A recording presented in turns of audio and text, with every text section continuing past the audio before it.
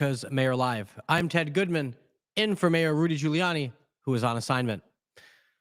But don't fear, you're going to hear plenty from Mayor Giuliani tonight.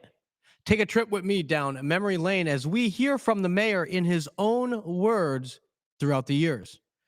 Now, we're going to skip a good chunk of his life due to time constraints, and we're going to take you to 1985, New York City.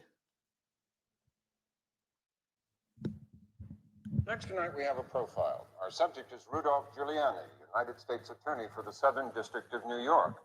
It was Giuliani who flew to Tucson last week to get testimony from Joseph Bonanno for the upcoming trial of alleged leaders of organized crime in New York.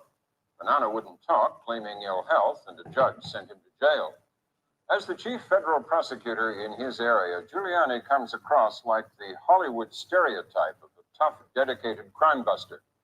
June Massell reports his performance produces mixed reactions.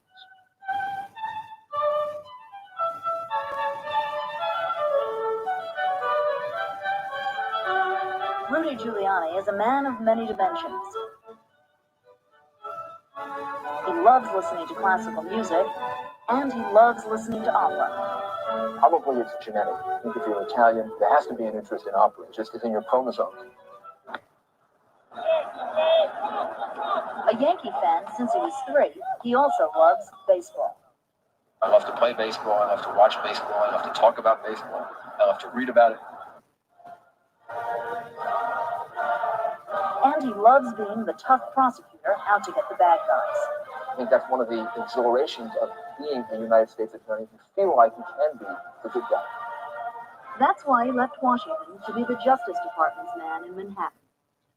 I am tired of being asked over and over again, which type of crime is more dangerous? Violent crime or white-collar crime? Organized crime or public corruption? Drug trafficking or arms trafficking? All of these areas of crime are dangerous and destructive of our society. Dangerous crime is what Rudy Giuliani's job is all about. His office is the largest U.S. Attorney's office in the country, and the challenge he faces is just as big. We have to do securities fraud because we have 2 stock markets here in New York. If we don't do it, nobody's going to do it. We have to do drug work because we have a big drug problem in this city. And we have to do organized crime work because we have 5 organized crime families that have decided since the turn of the century to locate themselves here in New York and have acquired a tremendous amount of political power, economic power, social power, and all sorts of other kinds of power that is very unhealthy for our society. Organized crime is where Giuliani has received the most attention. In 1984, it was the Pizza Connection case. Alleged members of the Sicilian Mafia were indicted for using pizza parlors as fronts to spread heroin in the United States. In 1985, his targets include names like Paul Castellano, Anthony Tony Ducks Corrala, and Anthony Fat Tony Salerno. This fall in federal court, Giuliani will personally prosecute perhaps the biggest case of his entire career, the so-called Mafia Commission case. For the first time, the government is not just pointing the finger at alleged mob leaders, but at the very structure of the mafia. The indictment alleges an inter-family board of directors governing illegal mob operations. While few of his organized crime cases have come to trial yet, cases like the Commission case have attracted a lot of publicity, something Giuliani says is vital for what his office does. First, we can expose them. That is a very, very important ingredient in taking some of their power away, not all of their power, because, as I said, they operate through secrecy. It is also very important for the public to see what we do, and that we aren't always failures, that we aren't always making mistakes, that in fact we can do things that are effective, that the organized crime people or the corrupt politicians or the corrupt businessmen don't control the system. But attracting publicity has also attracted criticism. Giuliani frequently holds a press conference after he files an indictment, a practice New York Attorney Gerald Stern believes is unethical. While Stern is the head of the State Commission on Judicial Conduct, he speaks for himself and not the organization. The indictment should speak for itself. There's no need for Mr. Giuliani or any other prosecutor to embellish or enlarge on the indictment and give the background of the defendant. and implied guilt. Question. Rudy Giuliani makes an indictment. Rudy Giuliani holds a press conference. Right. Is that proper? Sure. Assuming that I follow the rules that are laid down, and I don't reveal evidence that was obtained in the grand jury, that I don't reveal things that aren't part of the public record, then I'm permitted to do that. I should do that, and I think there's a tremendous social benefit from doing that. I have no objection to his going after bad guys, even those who he considers to be bad guys. But he shouldn't say at a press conference that they are bad guys. He shouldn't refer to their backgrounds. He shouldn't report or imply that they have criminal records. He shouldn't call them the mafia if the indictment accuses them of being the mafia. He cannot, therefore, assume that they are the mafia. They admit being members of the commission. They admit being heads of the families. They identify themselves as bosses, underbosses. On these tapes, they use the word mafia. They use the word La Cosa Nostra. I think these tapes put to rest an awful lot of myths and romanticizing that has gone on about the mafia and about the mob. Did you at that press conference tell the words or say what some of these tapes revealed? The only things I talked about at the press conference were things that had already been revealed, either in an affidavit or in bail proceedings. I'm very familiar with the rules, both from the outside and the inside, and I even drafted some of them. And I usually have a very good reason for why I was able to reveal something, and I also have a very good reason for why I say no comment. Organized crime problems are nothing new to Rudy Giuliani. He looks out the window of his Manhattan office. He can see across the river to Brooklyn, where he was born, the only child of an Italian family. When he was 6, the family moved to the suburbs in Long Island.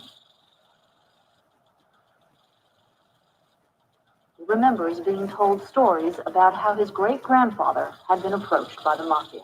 It happened to my great-grandfather when he was an immigrant in Brooklyn, and the Black Hand at that time wanted him to pay protection money to them and told him that he couldn't remain in the tobacco business unless he paid them a large percentage of what he was earning, so that when people say there is no mafia and these organizations don't exist, I mean, I know from my history that there is such a thing, and I know what it does and what it can do. Although Giuliani denies it, many have speculated that his own ethnic roots led him to be tough on crime. Father Alan Plaka has been a close friend of Giuliani's since high school. I know that Rudy's dad had very powerful feelings about the fact that Italian Americans who were involved in illegal activities, he felt, very powerfully felt, gave a bad name to the vast majority of decent Italian Americans who were working hard to make a good living and to raise their families, and that he felt that he suffered by that. It was very interesting to me that he was not so much angry at those who were prejudiced as he was angry at those Italian Americans who created the opportunity for others to be prejudiced.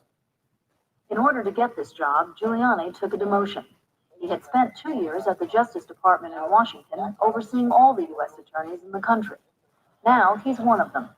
Giuliani decided to sacrifice the policy-making power for a more hands-on position, to get back to the courtroom where he feels the real action is. Giuliani is known for being tough, smart, warm, and hardworking.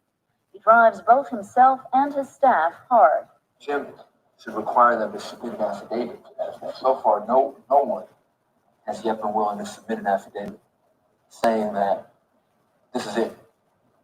You have tied up all of my assets, therefore I can't afford an attorney, because I think that's a real phony issue. He puts in about 12 hours a day and frequently works on the weekends. He admits to being a workaholic, but says he's not a perfectionist. He's not a perfectionist? He is. I think that one of his great gifts, in fact, is his ability to invite perfection from others. Rudy has a gift for attracting people to himself. He has a gift for making you interested in what he's interested in. His enthusiasm and curiosity are contagious. It's like sparks flying from a fire. One person who Wow. So that's Mayor Giuliani, of course, in his crime-fighting days. I say days, but he continues to this day, doesn't he? So now we're going to move on to the late 80s, 1989 to be exact. Then U.S. Attorney Rudy Giuliani. The late 80s, he finishes up as U.S. Attorney. and decides to run for mayor. On the Republican side, you have Mayor Giuliani. On the Democrat side, you have three-term incumbent Ed Koch running against David Dinkins. Ed Koch loses to Dinkins, something like 50% to 42, 8% voted for. This is the Democrat primary in 1989.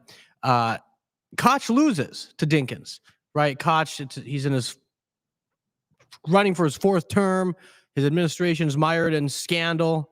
U.S. Attorney Rudy Giuliani prosecuted some of these guys, including some of the borough presidents and members of that Democrat political machine in New York. So you have Mayor Giuliani running against David Dinkins in a race that, fair or not, quickly became about race. So here's a little bit of the mayor. This is 1989 going into 1993.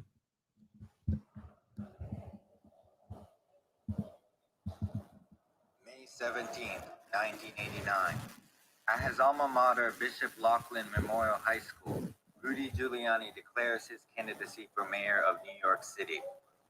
As the most famous law enforcement figure in America since J. Edgar Hoover, Giuliani had attained an almost mythical status through his work as the United States Attorney for the Southern District of New York. In 1985, he successfully prosecuted the Five Families, the notorious Italian mafia syndicate with mob bosses like Fat Tony Salerno and Big Paul Castellano. He prosecuted Wall Street crooks, including the billionaire Michael Milken and Ivan Boesky, the real-life inspiration for Gordon Gekko. From corrupt party bosses to socialites, Giuliani went after them all. As he announced his candidacy, he seemed like the only incorruptible figure who could save crime-ravaged New York. When asked after his announcement why he wanted to move from the U.S. Attorney's Office to City Hall, he cited his desire to be a champion of the poor. He said that even as a prosecutor, he could not ease crushing poverty or end homelessness or treat drug addicts or help people with AIDS. Afterward, Rudy made one of his first campaign stops at a homeless shelter that predominantly housed Black and brown New Yorkers. He later attacked incumbent mayor Ed Koch for dramatically exaggerating the number of homeless who are criminals or mentally disturbed.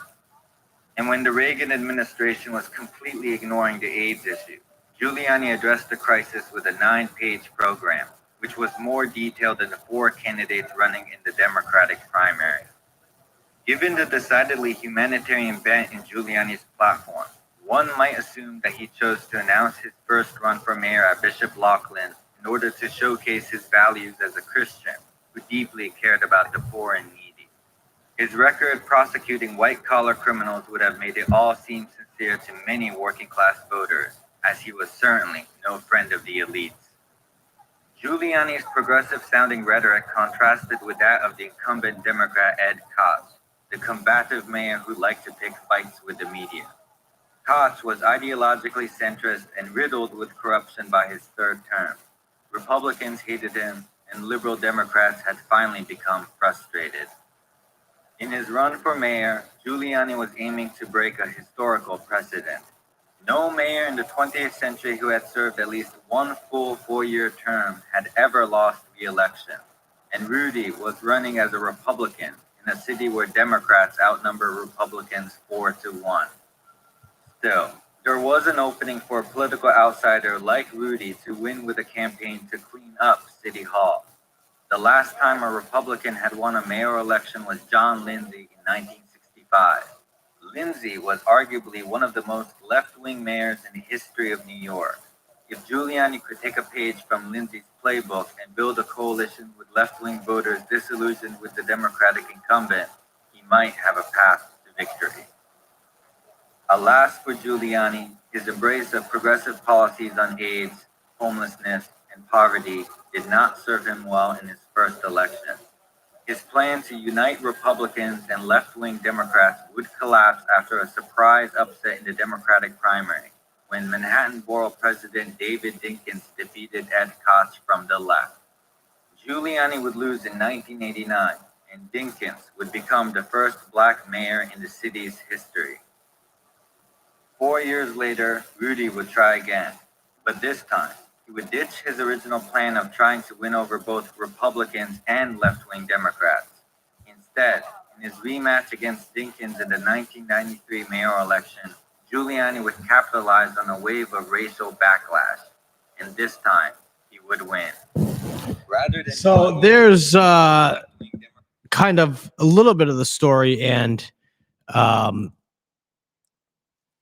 kind of the mayor's first run from Rudy Giuliani's first run for mayor in 1989 and leading up to his victory in 1993. So fast forward from 1989 to 1993, David Dinkins, his term, he's seen as kind of being in over his head. There's a lot of racial tension during this time period. Of course, get a number of incidences, and of course the pogroms, the violence against the Jews, racial tension. Mayor Giuliani comes back 1993, wins a tight race with Dinkins, and now we're going to play a little bit of his election night speech. This is election night. This is November 2nd, 1993. Rudy Giuliani has just been elected mayor of New York City, defeating David Dinkins, November 2nd, 1993. And Jesuits went to Manhattan College, a graduate of NYU Law School. 4 uncles were police officers. He often said in the campaign he will administer the city with one standard. And he certainly will now have his chance to do that, as he has made this historic mark tonight in defeating Dinkins. There he is, with wife Donna, son Andrew, and perhaps daughter Caroline, as he makes his way slowly through this incredible crowd. Fran, you're looking at this scene. Did you ever think you would actually see this? Yeah, I really did. I really felt we had it in us to take the election. We had a great organization, ran a stupendous campaign and a great field operation, and they came through. It's a very, very young campaign staff, and they did a sensational job. We dreamed of this for 4 years, and here it is now. It's just a wonderful moment. In the morning, Mr. Giuliani has already started the movement toward addressing the city. He will arrange interviews. Besides going to the minority neighborhood, he will reach out, obviously, to Mayor Dinkins. The huge cheer and wave. Rudolph Giuliani and his wife, Donna.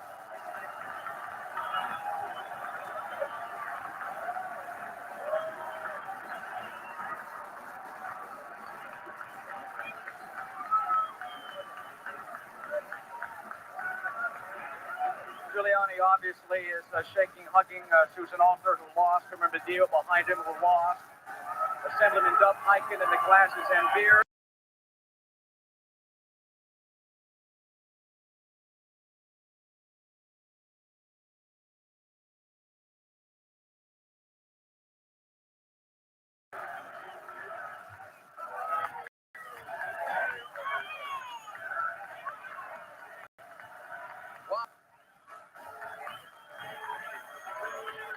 Thank you very much. Thank you.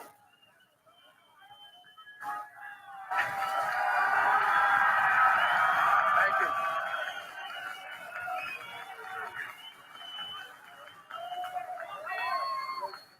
You know, it's almost 2 o'clock in the morning.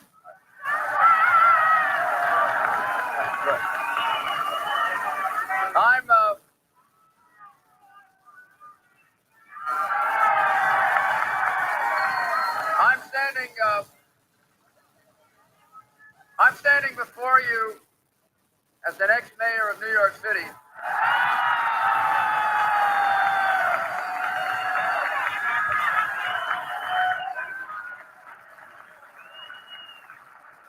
It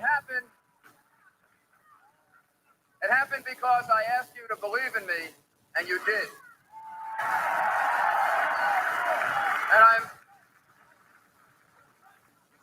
And I'm very grateful to you. You gave me your vote, and I accept the responsibility that goes with it. You have my pledge that I will work to fulfill your expectations and hopefully even exceed them.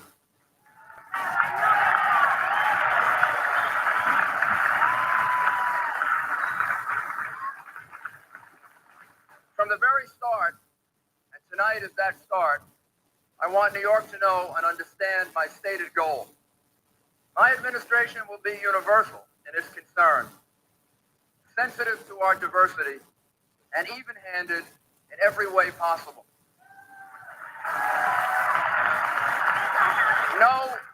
Nobody,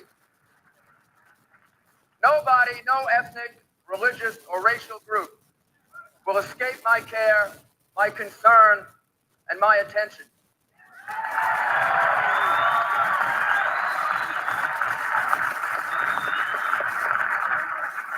Neither will any of the fundamental problems that I have addressed during this campaign. Those problems need to be addressed without delay. The agenda during the next 4 years is full.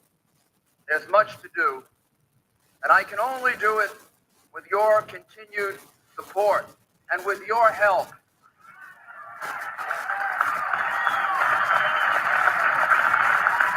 I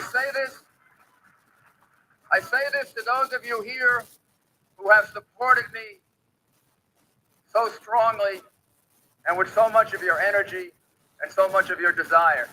And thank you.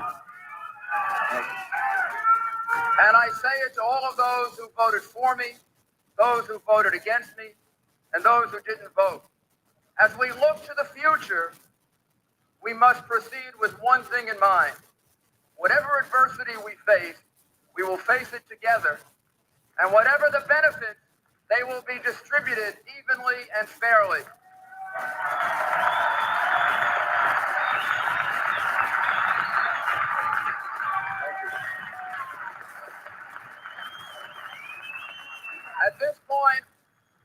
At this point, I want to pay special tribute to Mayor David Dinkins.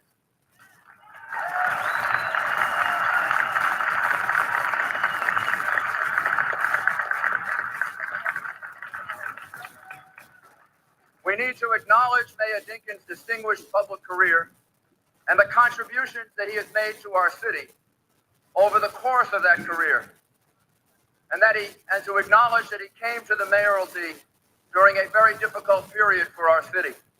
He did his best, and he cares deeply about the city, as he displayed tonight in his very gracious speech.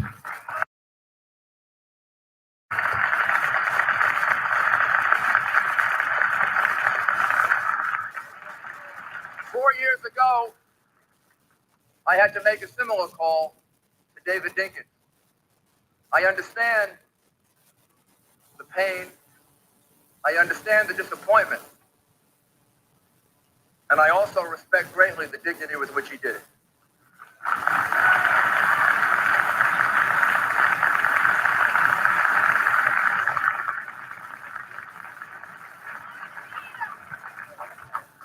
And this lady is absolutely correct. It's time to heal. I believe the entire city will join me in saying thank you to David Dinkins.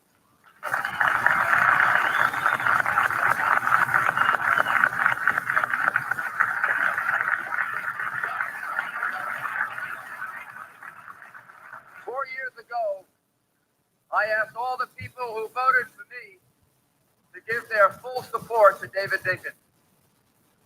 Tonight, to all the people who voted for David Dinkins, I ask them to give me your support.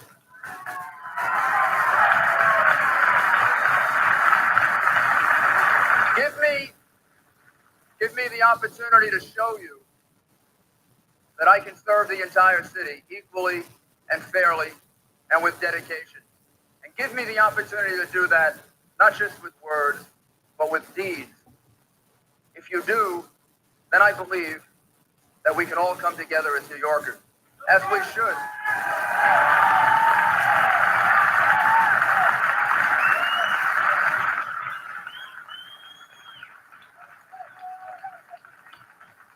We all know that there's a need to rebuild our structures and our institutions.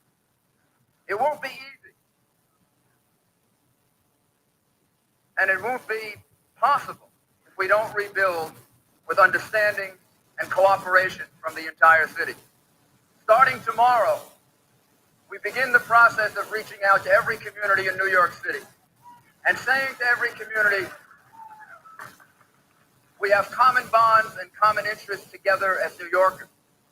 That my son Andrew's future, my daughter Caroline's future, your children's future, your grandchildren's future, no matter what race, ethnic background, or religion, we're bound together.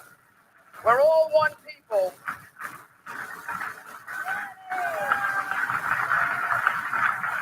The election is now over, and we will move together as New Yorkers. All of us have to be part of that process. It'll be a period of transition for us, but a passage of necessity if we are to overcome structural budget deficits and administrative deficiencies. The reality is that we cannot remain standing still. We have to change and we have to move on, and we have to have the courage to examine different ways to solve our problems. Because the ones we're using now are hurting us, and they are hurting the poorest among us more than any other.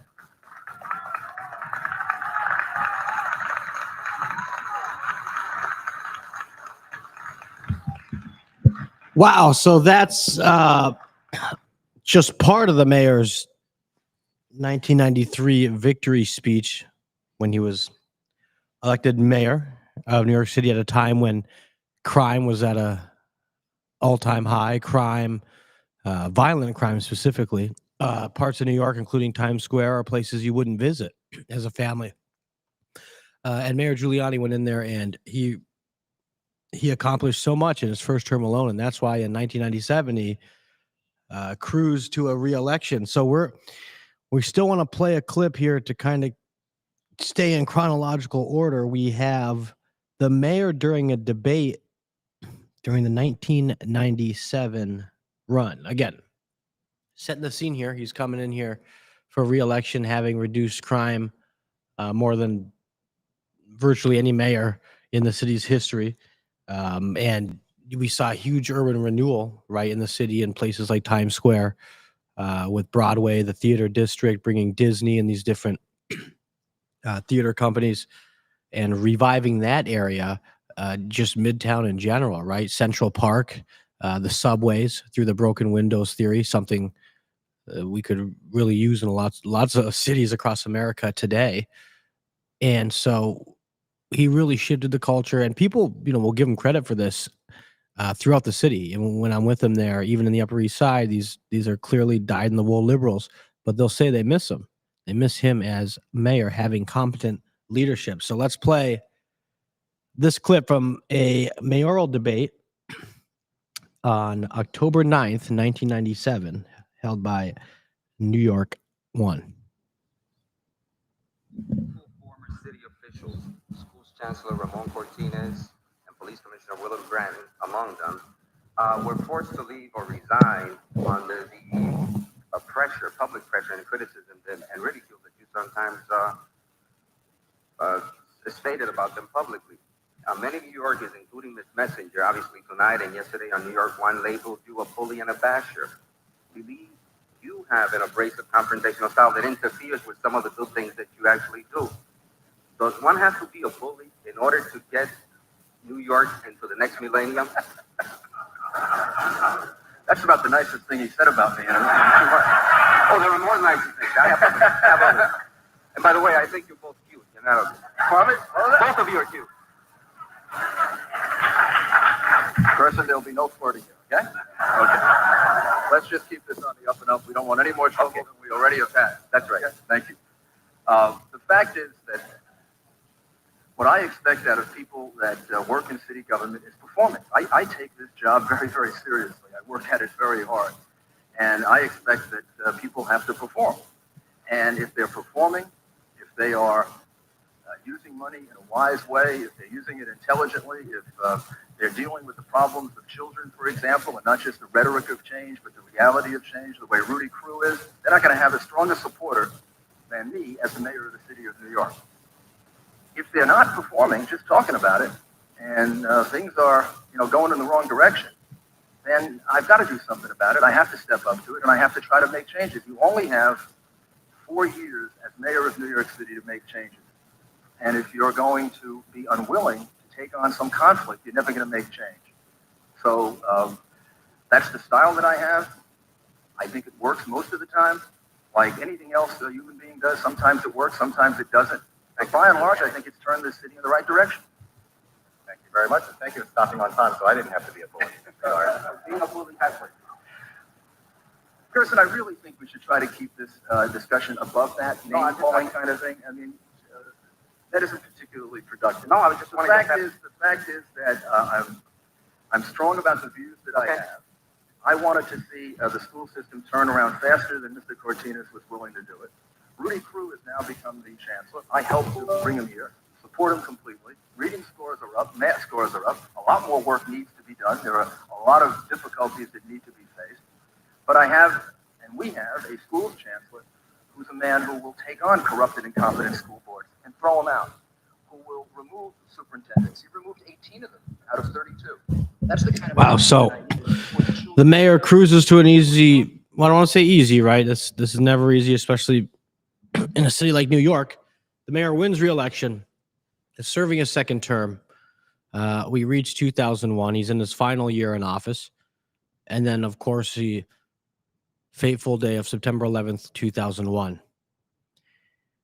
And folks, I don't know about you, but I was in 5th grade at the time.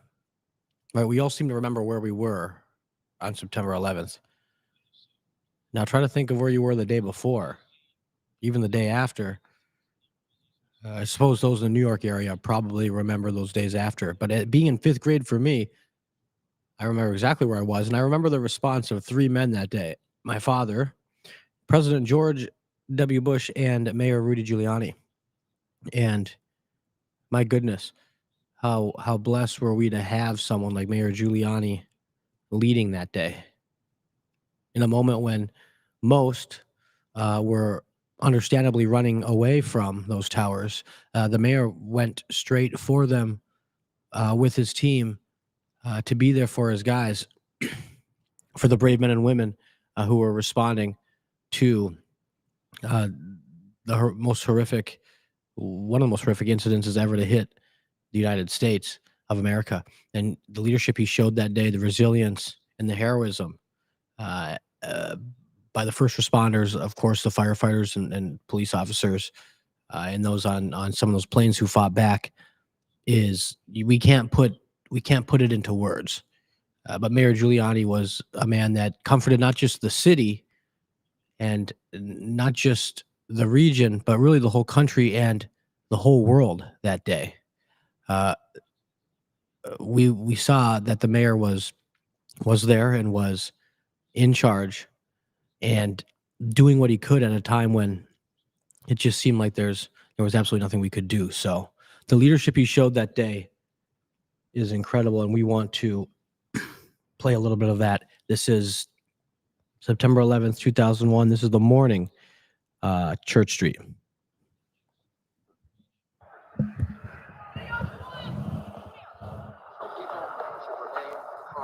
Remain where they are, except if they are in southern Manhattan. If you're below Canal Street, you should walk out southern Manhattan and walk north. What these people are doing right here. All right, that's cool. You know, that's cool. All that we know right now is that 2 airplanes struck the 2 large towers of the World Trade Center. We spoke to the White House. There also apparently was an attack on the Pentagon. We asked that the airspace around the city of New York be sealed by military aircraft. We've been informed that it has been, and we've seen military aircraft in the air.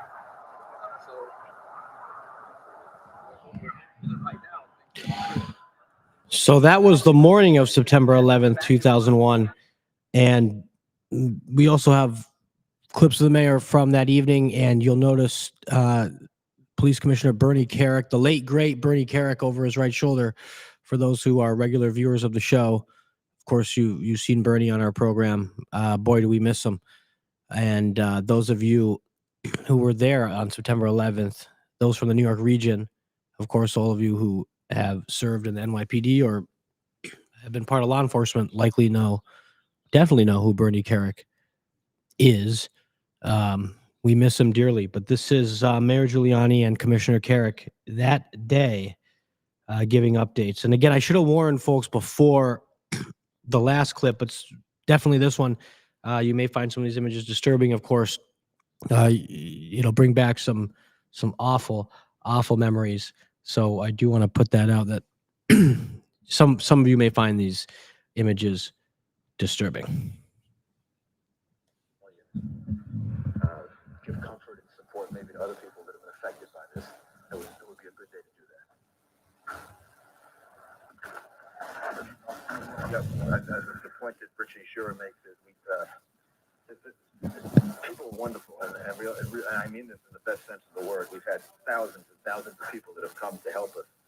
When I was down at the site near the World Trade Center, I met a lot of the National Guard's people that the governor has sent, really wonderful young men and women. We have enough volunteers now. We have more volunteers, frankly, than we need at this point.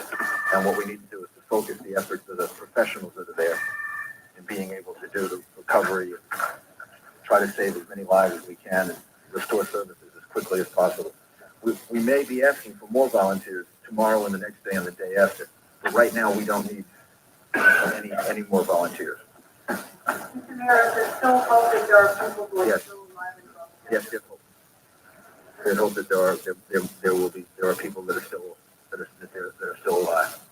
How is the rescue effort hampered by this darkness? What do you We moved a lot of lights in so that the area is being lit now. So that I don't think the rescue effort is going to be hampered by this darkness. The rescue effort is hampered by the fact that there's still fire there. There are still unsound structures, and it's still dangerous. Although the rescue effort is now taking place, but if you're asking me, is it hampered? It's hampered because of the conditions, not because of the nighttime.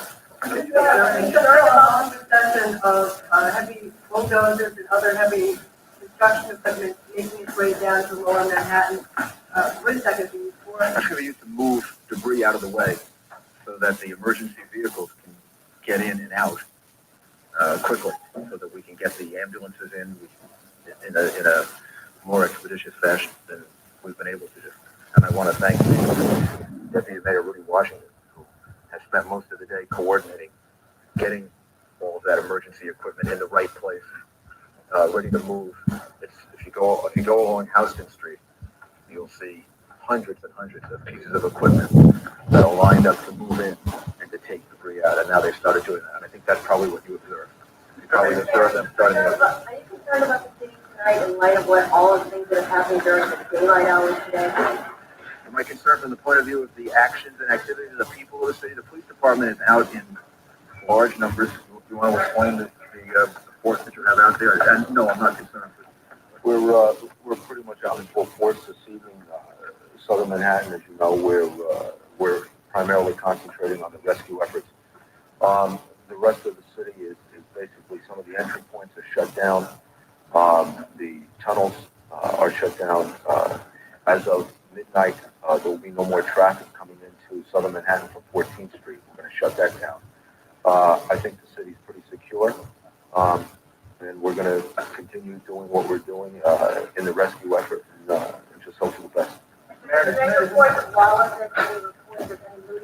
Absolutely not. There's been no reports of looting or any other problems out of the ordinary.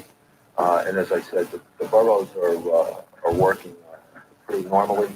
And so forth, so good. Mayor, did you see the president's comments tonight? Have you spoken to him again? No, I spoke to him earlier today, and I only heard the very end of his comments because I was coming back from the World Trade Center.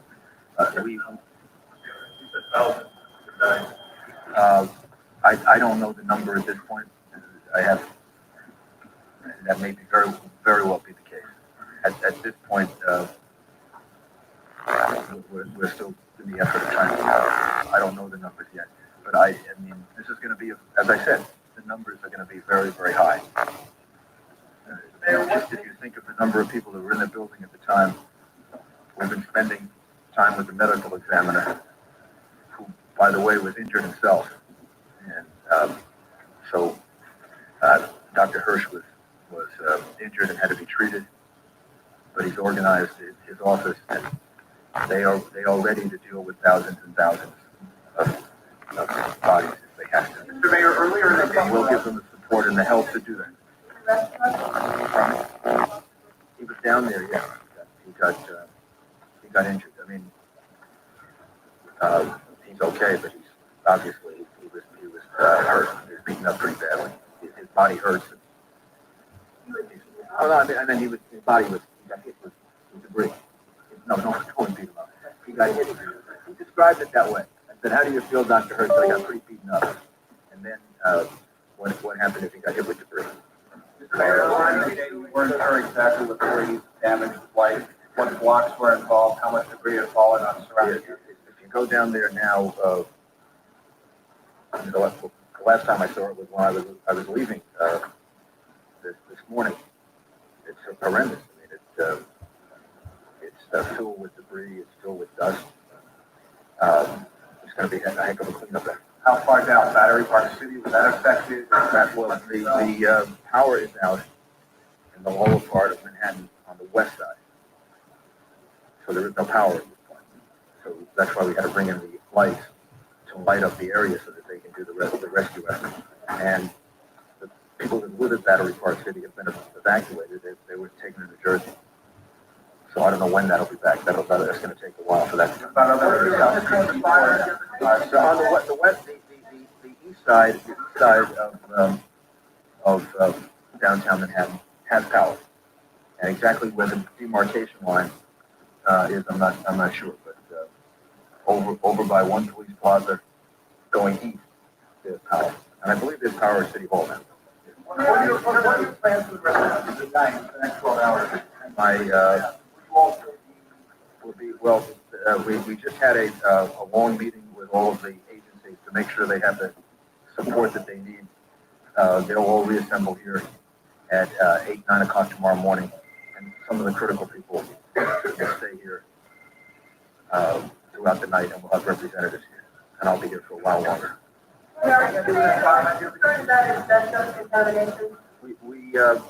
The health department has done tests, and at this point, it's not concerned. But so far, all the tests that we've done do not show an undue amount of asbestos.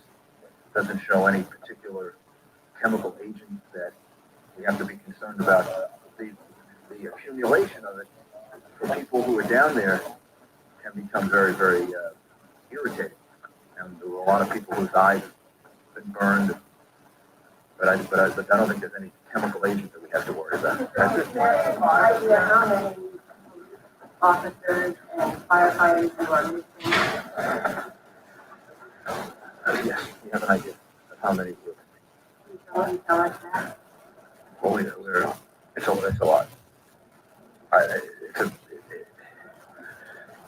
lot. A lot of firefighters and a lot of police officers. And I don't know that. I really don't want to get into a numbers game until we know. It's a lot. It's a lot. There are also reports that there are some top brass in both departments. Yes, we lost the deputy chief of the fire department and the chief of the department. The chief of the fire department. Commissioner Feehan, Deputy Commissioner Feehan, Chief Gansey, Father Judge, and Ray Downey, who I just gave a party for at Gracie Mansion for his years of service to the fire department, who led our team in the Oklahoma City bombing rescue. We've also lost him. It's very difficult, not just for me, for the fire commissioner, and some other very close friends that are missing right now. I haven't been able to speak to their families yet. There are life workers who are still concerned about going to work and things like that. The very best thing would be to stay home tomorrow. If you have to come to work and you work north of 14th Street, then you can come to work if it's critical. So it's important and it's critical that you come to work. But if you can stay home tomorrow, you're going to make things easier on yourself and easier on the city if you stay home. So the city is not officially closed. Manhattan is not officially closed north of 14th Street. But we're advising people if you can stay home, it would be better. Outside of Manhattan, go to work and do all the things. So we're gonna cut away from that. I really wanted to play the whole thing. I apologize for some of the sound issues, but of course, Mayor Giuliani, just the way he was such a calming presence that day, and he was there on site, on location, right, at Ground Zero, at the time, at the base of those two burning skyscrapers. So he was there, and then he was in constant communication with, of course, his emergency management teams, the NYPD, FDNY, all of those agencies, but also with the public, right? So many people that day, and in the days, weeks, months ahead, had a lot of questions. The day of, people were missing, right? Thousands of people unaccounted for, almost 3,000 dead. And in the first hours of the attack, of course, you're talking hundreds of thousands of people that are checking in on loved ones, and you can just imagine how busy Lower Manhattan is on a fall Tuesday morning. And so the mayor's actions that day just exemplified leadership. And boy, could we use more people like him today, right? So now we're going to jump ahead to 2008. A lot happens in those intervening years, of course. The mayor becomes one of the most sought after speakers with the Washington Speakers Bureau. I believe he was number 1 or number 2 with Colin Powell. Those of you that have watched the show have heard him bring that up. So he's up there, 1 or 2 when it comes to speaking engagements, of course, on leadership. His time as U.S. attorney, taking down the mafia, cleaning up New York City, which we really didn't get into, did we? Too much. We kind of took some clips from his campaigns, really all three, 89, 93, and 97. Maybe tomorrow we'll spend some time, and I'll try to get some better sound and focus in on his time as mayor, right, and everything he accomplished, bringing down violent crime, putting together a workfare, and just really leading New York City, America's largest city, really the center of global trade. And he brought it through a new urban renaissance, right? Places like Times Square, Midtown Manhattan, Central Park, over by Grand Central Station. A lot of the boroughs, right? Brooklyn, you see the renaissance with Brooklyn. I mean, the Bronx was a mess back in the 70s. And so the mayor accomplished so much. So he was highly sought after for security, leadership, crisis management throughout the world. He had one of the largest security consulting firms in the world. So fast forward, he is considered the front runner for president in the Republican primary, 2007, right? And so we're going to play one of his early ads. This is one of the mayor's presidential ads when he ran for president in 2008. There was a sign on my desk. It read, when I was mayor, there was a sign on my desk. It read, "I'm responsible." That's the kind of common sense accountability we need today. That's the kind of leadership we need in Washington, and that's why I'm running for president. Since leaving City Hall, I've traveled to many states across our nation, meeting thousands of you along the way. You've shared with me your hopes and concerns about the future. And it's clear to me that what unites us as Americans is far greater than what divides us. I'm optimistic as I look to the future because I believe Americans will always rise to meet the challenges we face. This is a time for leadership. Terrorists are at war with us around the world.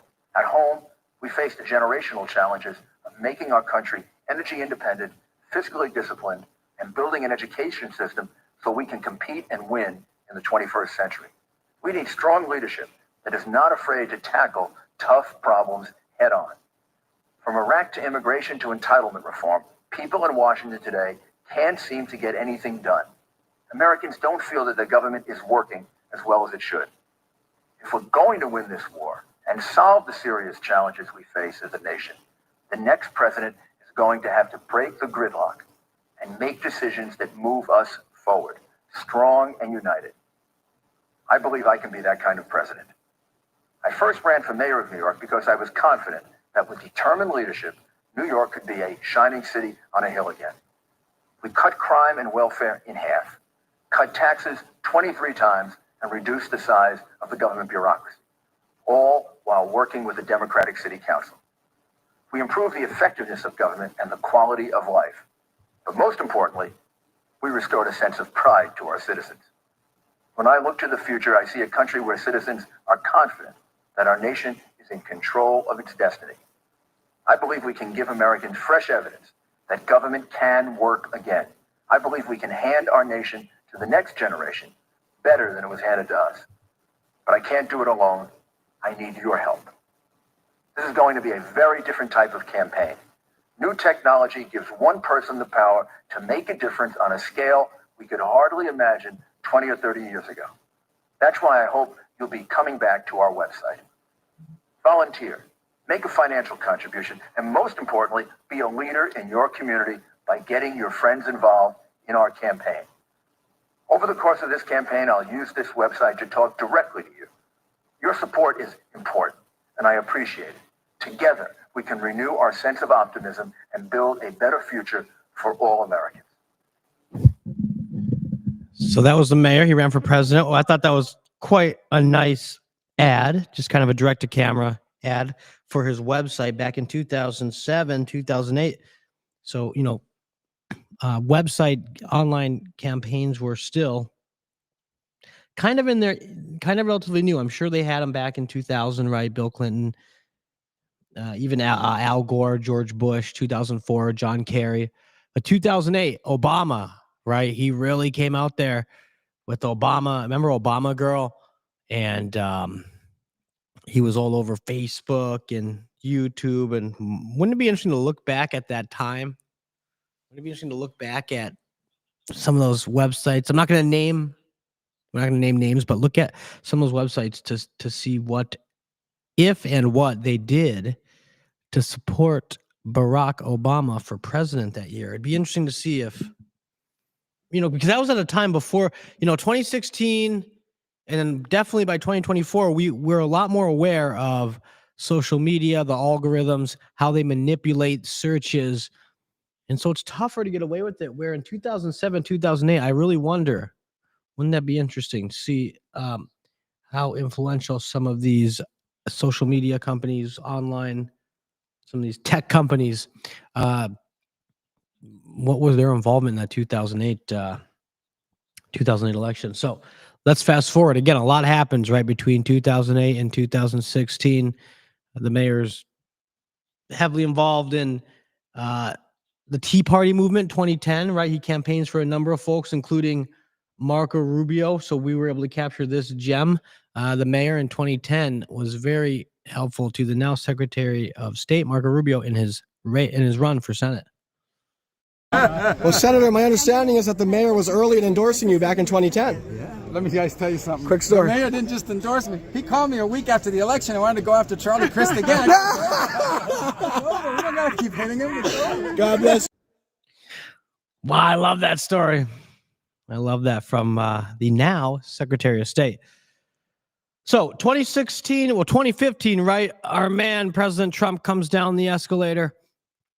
The mayor has been longtime friends with then candidate Donald Trump. And so he gets behind him and is an instrumental part in that campaign. Very few people, I would say, had more of an influence and was more helpful to the boss in that first race for president than Rudy Giuliani. I didn't know the mayor at the time personally, but I remember him, right? And a lot of us remember him warming up so many of those speeches in 2015, 2016 on the campaign trail. And I'm sure he was also able to provide the president with sound political advice, right, in a complex media environment. I mean, my goodness, if you remember back 2016, the media and how relentless they were with then candidate Trump. My goodness, they went from one thing to another, right? And Mayor Giuliani, one of the few with the courage to stand up for his friend and candidate Trump in October of 2016 with the Access Hollywood video, right? And the fake faux outrage by the left and the Democrats and the media. And Mayor Giuliani was, look, he's confident, right? He knows he's right. He's confident in his convictions. And he went on TV, did the full Ginsburg. That's when you do all the morning shows, all the Sunday morning shows, all in one day, and defended the president. And look, I just can't imagine anyone being, there's a number of folks, right, that were helpful to the president. I'm sure the president, if you sat down with him and got him speaking, would throw some names out. But Mayor Rudy Giuliani is definitely on that list on folks that helped the boss there early on, especially at a time when then candidate Trump, right, having someone with the prestige, the background that Mayor Giuliani had, right? First, just being the Republican two-term mayor of New York City alone, lended a lot more credibility to President Trump's campaign than candidate Trump's campaign. Although many of us, right, will say, and it proved to be true, he didn't need the politicians. But of course, then we don't put Mayor Giuliani in the camp as being just a politician, right? He's a crime fighter. He's a leader. He's a patriot. So let's play a clip. This is from a campaign speech in Ohio. This is October 13th, 2016. Cincinnati, Ohio, Mayor Giuliani leading things off for then candidate Donald Trump.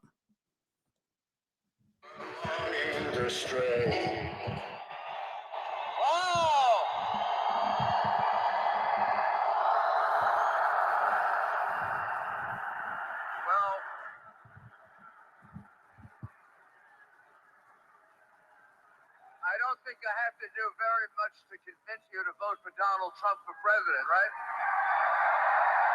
It's going to be a pretty easy job.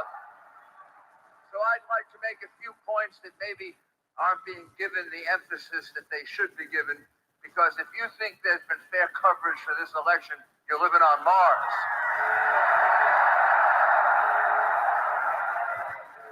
So what we see day after day now, starting with the first group of emails from all of the Clinton people, is everything we always knew about Hillary Clinton is true. They used to think there was a vast right-wing conspiracy against them, that all of us were kind of making it up. But you know what these emails say? We were always right in the first place.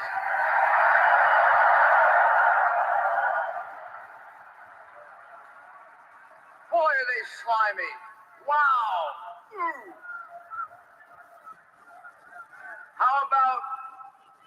How about a person in public office has to have a private position and a public position? That means really simply, I say one thing to you and then I go backstage and I say something different. Like you're paying me a lot of money, like $250,000, and I say something like, we should have open borders, open trade, and ultimately we should be a country kind of like part of an international United Nations. So I say that backstage to the people paying me $250,000, and then I have a debate with Donald Trump, and I say, I'm not for open borders, I want secure borders. And I want an America that maintains its sovereignty. And that, you know what you call that?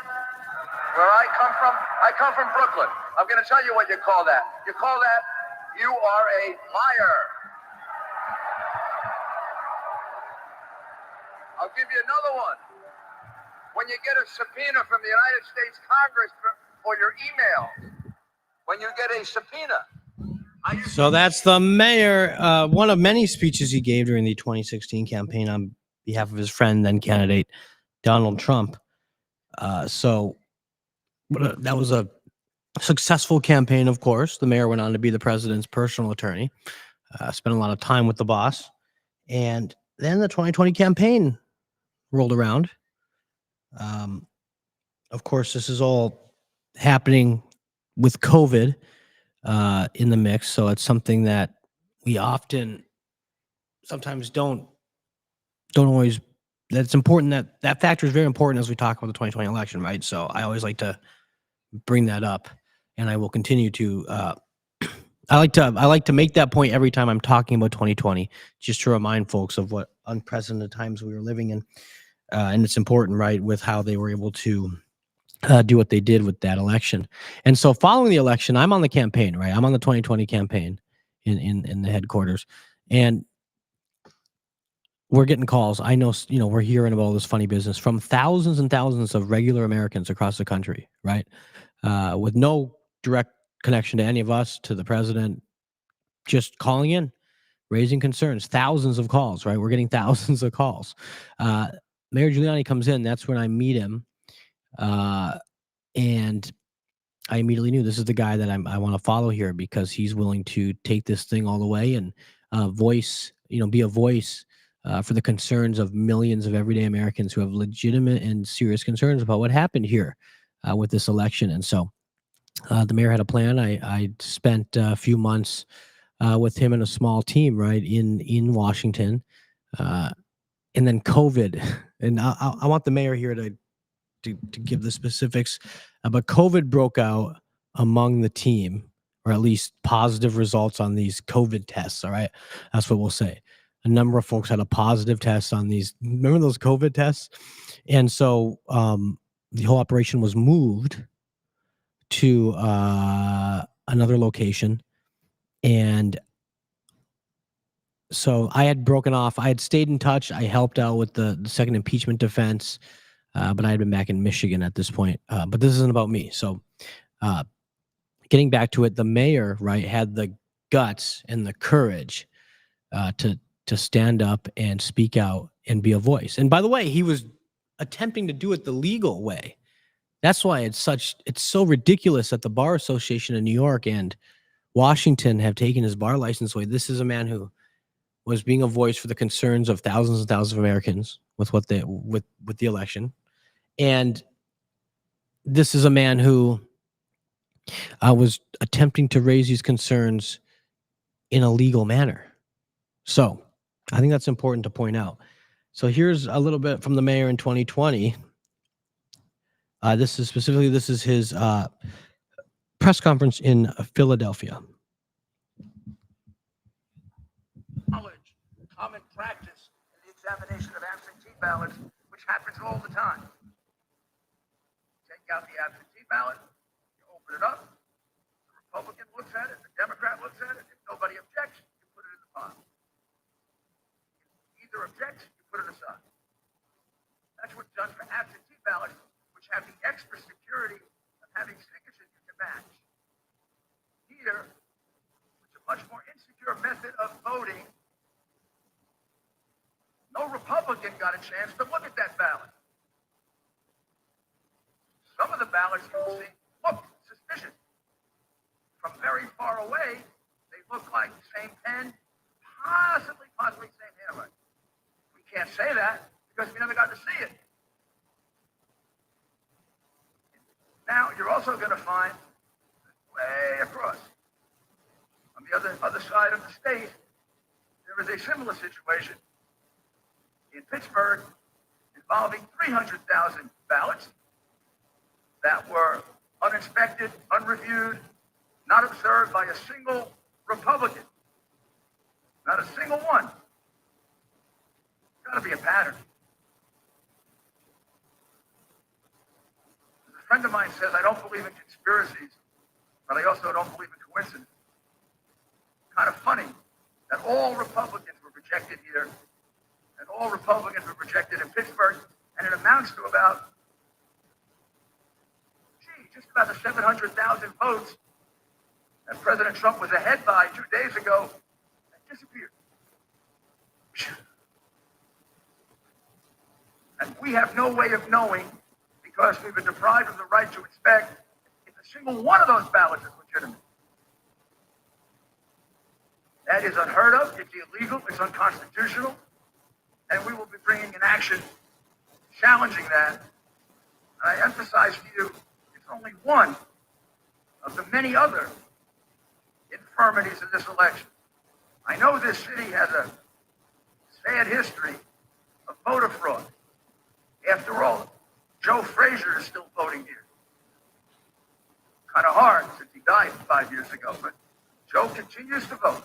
If I recall correctly, Joe was a Republican. So that's the mayor, of course, raising concerns about that election when so many others didn't have the guts to do so. So we're going to play another clip here. So what we want to do tonight was hear from the mayor in his own words throughout his life and just remind everyone of what this man has accomplished, right? And of course, he's got so much more in him.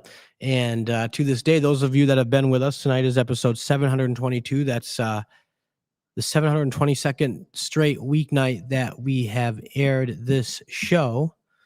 And we're not slowing down. If anything, we're going to pick up and continue to do more and more. So the mayor is continuing with what he's doing, whether it's the live stream, the show, speeches. He still gives speeches and he's very active on social media. And so he's still continuing the fight, right? As just a great American patriot. And we want to thank all of you for being a part of it, supporting us in the show. And so I want to kind of close out with some more clips. I want to say goodbye and thank you for joining me tonight. We apologize for some of the audio. We'll work on that for tomorrow night. So it might even be, if you want to rewatch it with headphones on, I think that'll help in terms of hearing some of the clips. But we want to thank you. And as the mayor always says, right, we want to wish God's blessings to really everyone throughout the world, especially those that are facing hardship tonight. And we hope to see you again tomorrow night. We'll be live. We'll have something else for you again. And we will dive into maybe some more specifics of the mayor's career. And I'm going to figure out how to fix this camera so that it all of a sudden went into like 4:3. I want 16:9. So we'll get that fixed for you too. So thanks for being with us tonight. Really appreciate having you join us. The mayor is on assignment and we'll be back very soon. In the meantime, we'll play some more highlights from the mayor's life. So thank you very much and God bless America.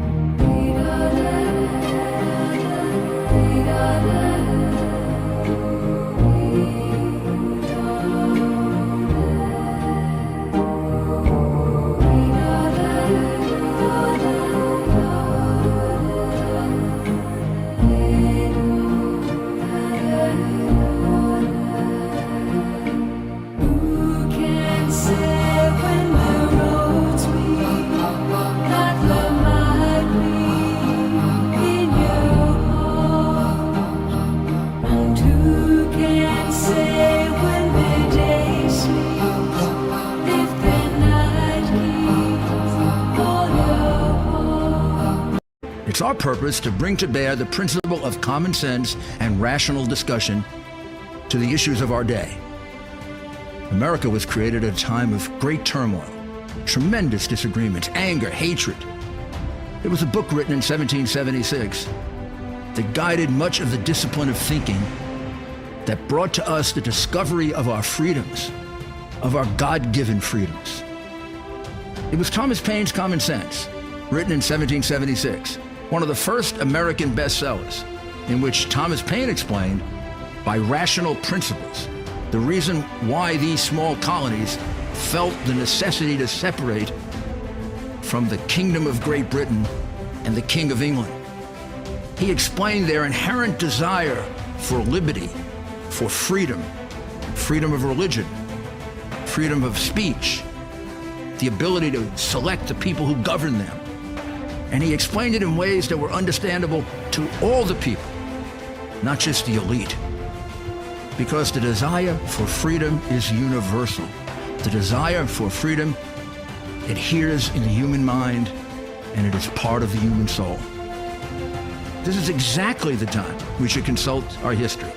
Look at what we've done in the past and see if we can't use it to help us now. We understand that our founders created the greatest country in the history of the world, the greatest democracy, the freest country, a country that has taken more people out of poverty than any country ever. All of us are so fortunate to be Americans. But a great deal of the reason for America's constant ability to self-improve is because we're able to reason, we're able to talk, we're able to analyze. We are able